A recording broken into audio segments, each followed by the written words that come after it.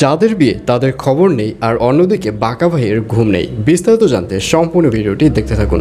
আসসালামু আলাইকুম প্রিয় দর্শক, সবার কি অবস্থা? হাজির হয়ে গেলাম দীপ্ত টিভির নিবেদিত বকুলপুর সিজন 2 এর 698তম পর্বে। কী সব ঘটতে চলছে তার অগ্রিম খবর নিয়ে।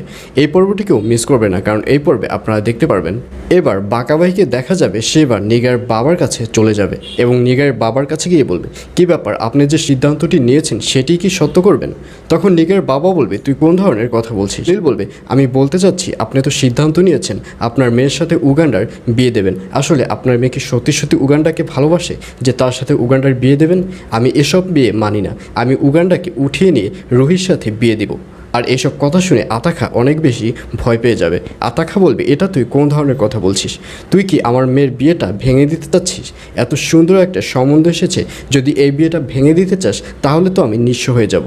তখন আতাখার কথা শুনে বাঁকা ভাই বলবে, আপনি কেন নিঃস্ব হয়ে যাবেন? আমি তো উগান্ডার সাথে রুহির বিয়ে দেবো, আর আপনার মেয়ের সাথে তো খলিল মেম্বারের বিয়ে দেবো। কেন, খলিল মেম্বার কি খারাপ মানুষ?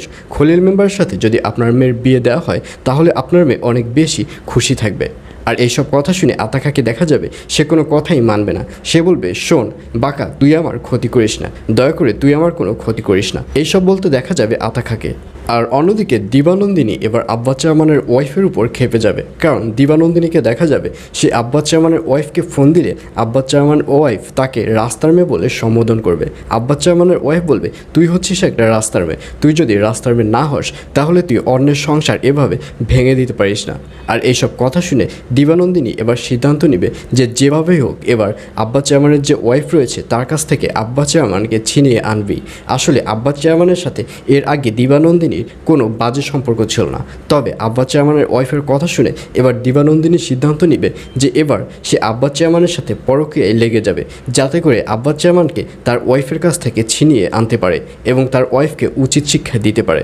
এইসব মনে মনে ভাবতে দেখা যাবে দিবানন্দিনীকে। আর এছাড়াও থাকবে আরও আশ্চর্য সকল ঘটনা। সুতরাং সবাইকে বকুলপুর সিজন 2 এর আগামী পর্ব দেখার আমন্ত্রণ রইল।